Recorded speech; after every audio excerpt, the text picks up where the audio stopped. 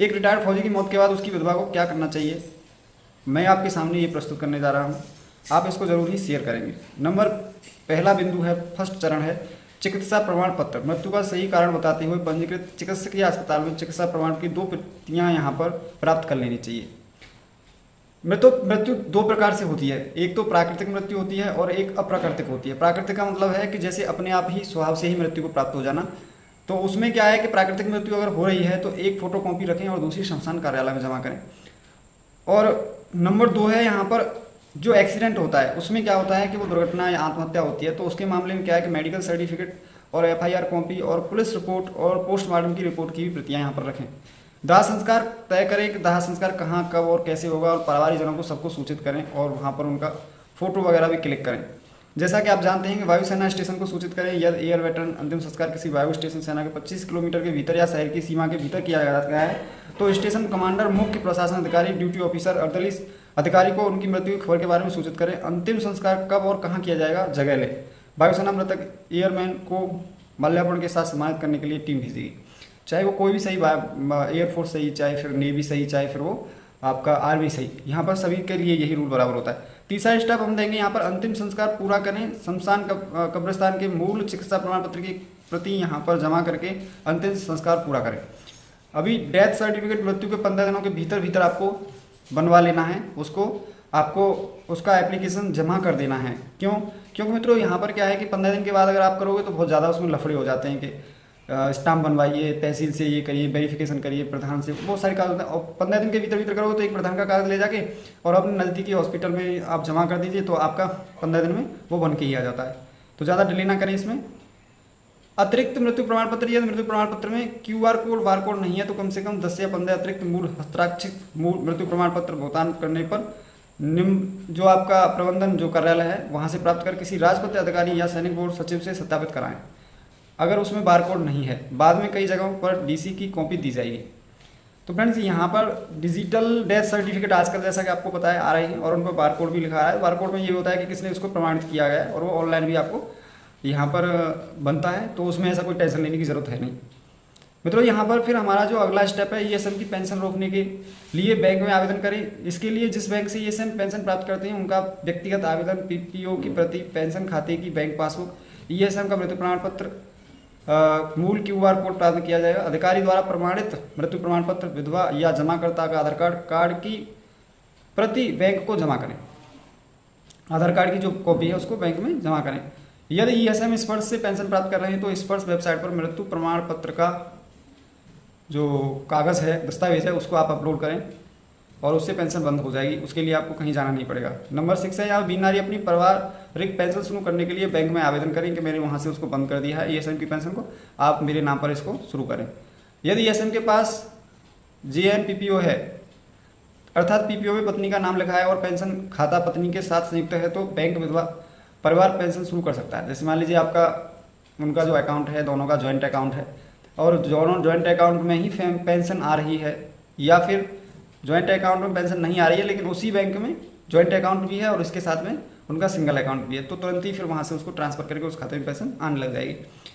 अब इसके लिए करना क्या है कि आपको जॉइंट अकाउंट की कॉपी, बैंक पासबुक और विधवा जो बीमारी है उनकी 2 पासपोर्ट साइज फोटो, मृत्यु प्रमाण पत्र की कॉपी, विधवा की आधार की कॉपी, पैन कार्ड बैंक में जमा कराना होगा। पहली बार पेंशन शुरू करने के लिए बीमारी को जीवन प्रमाण पत्र बैंक में खुद का जमा करना होता है, जैसे आधार कार्ड है तो वो आपको वो भी वहाँ पर वैलिड होगा। इसके बाद में यहाँ पर बैंक मृतक ESM के साथ पत्नी के संयुक्त पेंशन खाते को विधवा के नाम से एकल खाते में प्रवृत्त कर देगा और एकल खाते में विधवा परिवार पेंशन शुरू आपकी हो जाएगी। सॉरी, यहाँ पर क्या है कि देखिए दूसरा इंपॉर्टेंट बात बता देता हूँ कि जो बीमारी उस एकल पेंशन खाते में किसी भी नामांकित करेंगे उसको, मतलब कोई नॉमिनी बनाएंगे ताकि विधवा की अनुपस्थिति में उस खाते में शेष राशि निकाली जा सके। इसके लिए फॉर्म A को भी बैंक में जमा करना होगा। नंबर 3 पॉइंट बता देता हूँ, इसमें नोट विशेष बातें हैं ये। यदि मृत्यु के बाद भी ESM के पेंशन के कोई पैसा जमा नहीं किया गया है तो उस खाते में बीमारी परिवार पेंशन शुरू होने तक पैसा न निकालें। यदि मृत्यु के पश्चात बाद भी ESM के लिए पेंशन के लिए कोई पैसा जमा नहीं किया गया है तो उस खाते में आप पेंशन न निकालें।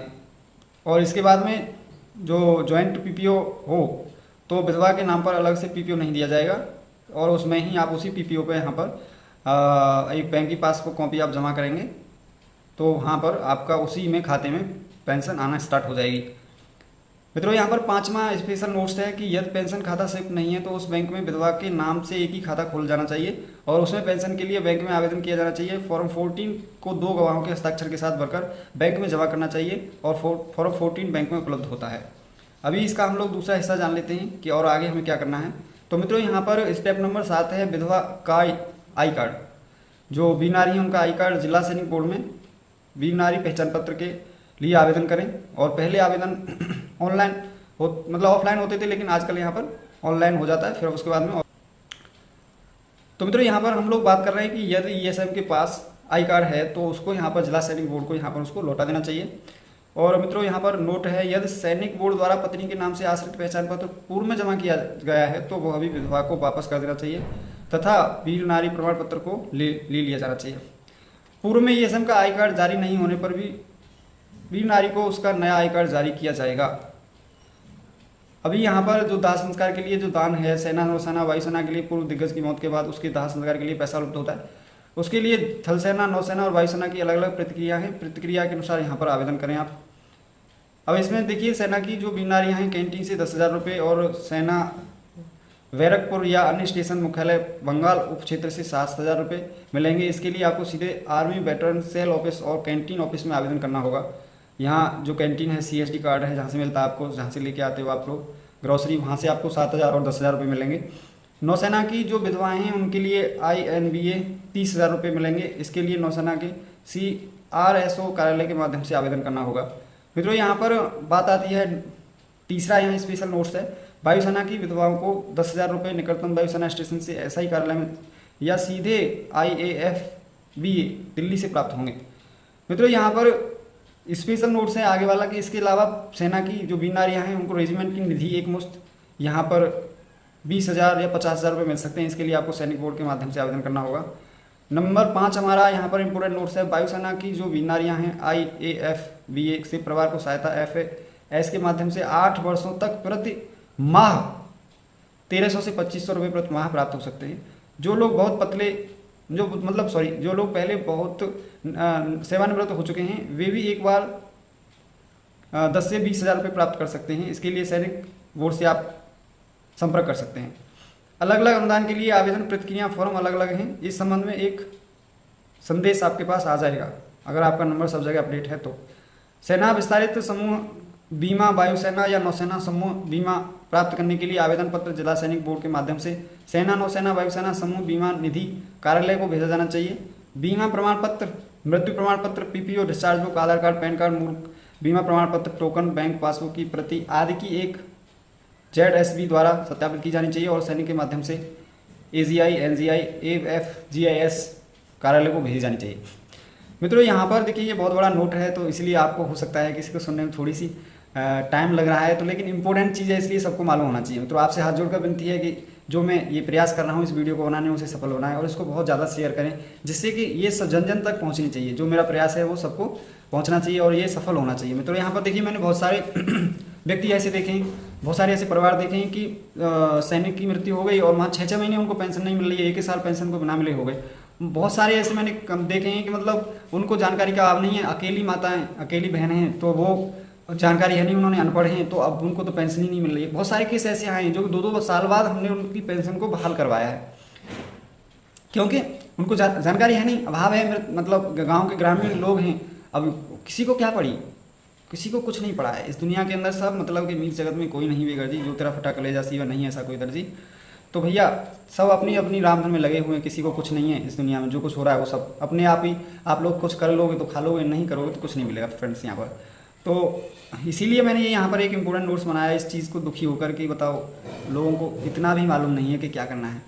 और देखिए मृत्यु से पहले मैंने देखा है कि कोई फौजी मृत्यु के बाद की बात नहीं करता है घर में, जबकि करनी चाहिए क्योंकि ये इंपॉर्टेंट चीज़ होती है और आप लोग कितना भी छुपाओ लेकिन ये एक दिन आनी है फ्रेंड्स।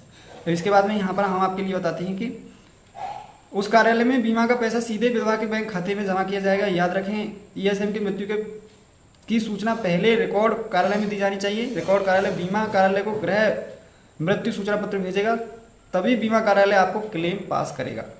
इसके बाद में मृत्यु यहाँ पे आपको पता है DS जो आपका जो पेंशन अकाउंट है, पेंशन अकाउंट भी यहाँ पर देखिए सर्विस अकाउंट अलग होता है और यहाँ पर आपका जो पेंशन अकाउंट होता है वो अलग होता है।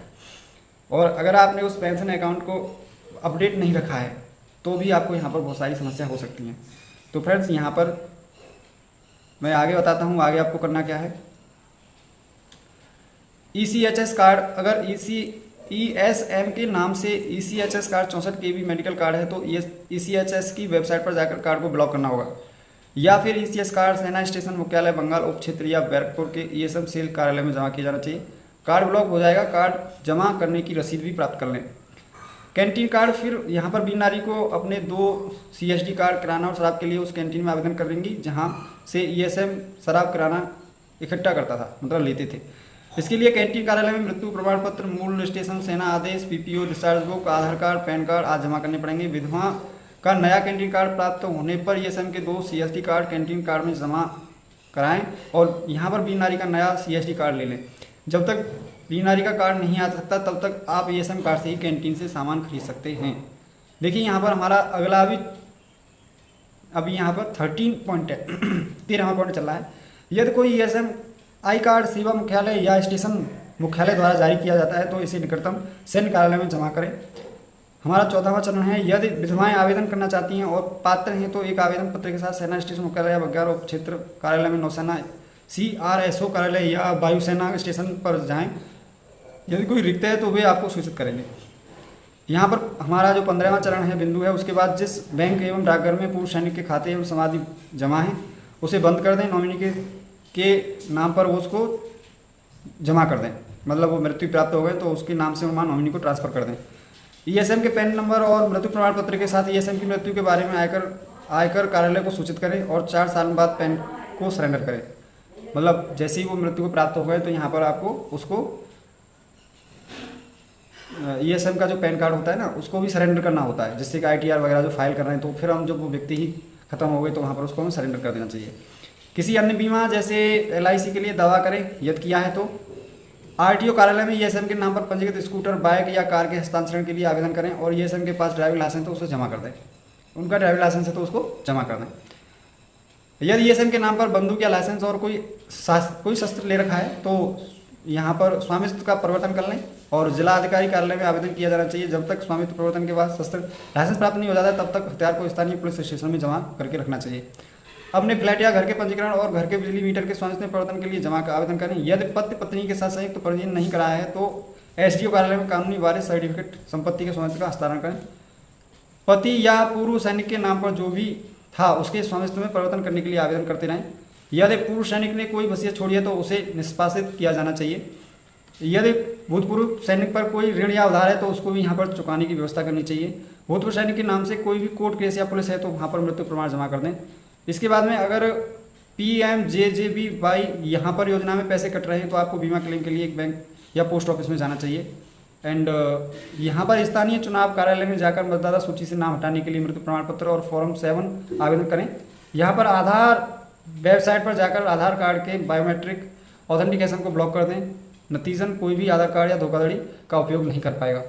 एंड फ्रेंड्स यहाँ पर हमारा लास्ट बट नॉट लिस्ट, यदि भूतपूर्व सैनिक ने रक्षा के सेवा के बाद किसी अन्य संगठन में सेवा की है तो सेवा पेंशन और अन्य अनुदान के लिए वहाँ पर भी लोग आप आवेदन करें। अंत में आपको मैं एक अपील करूँगा, प्रत्येक भूतपूर्व सैनिक से विनम्र निवेदन है कि आप इस वीडियो को जरूर ही शेयर करें। और मित्रों यहाँ पर अपनी एक चेकलिस्ट जरूर बना लें। जो बिंदु मैंने आपको समझाए उनको लिख लें और लिखने के बाद में या तो आप लोग इस वीडियो को सभी लोग परिवार में सुने या फिर उन बिंदुओं का डिस्कस आप लोग परिवार के साथ जरूर करें, जिससे वे सारे दस्तावेज को सुरक्षित रखें। और पत्नी को इस चीज़ का विशेष ज्ञान होना चाहिए कि यहाँ पर भविष्य में क्या होने वाला है। पति को भी मालूम होना चाहिए, पत्नी को भी मालूम होना चाहिए, पति पत्नी के बाद उनके बच्चों को भी मालूम होना चाहिए, जिससे कि यहाँ पर आगे आने वाली ज़िंदगी में कोई दुखद परिणाम देखने को न मिले। मित्रों वीडियो कैसी लगी? वीडियो बहुत बड़ी हुई है, इसके लिए क्षमा चाहूँगा, लेकिन ये बहुत ही महत्वपूर्ण थी, इसीलिए मुझे बनानी पड़ी है। तो आपसे फिर अगली वीडियो मिलूंगा, तब तक के लिए जय हिंद, जय भारत, नमस्कार।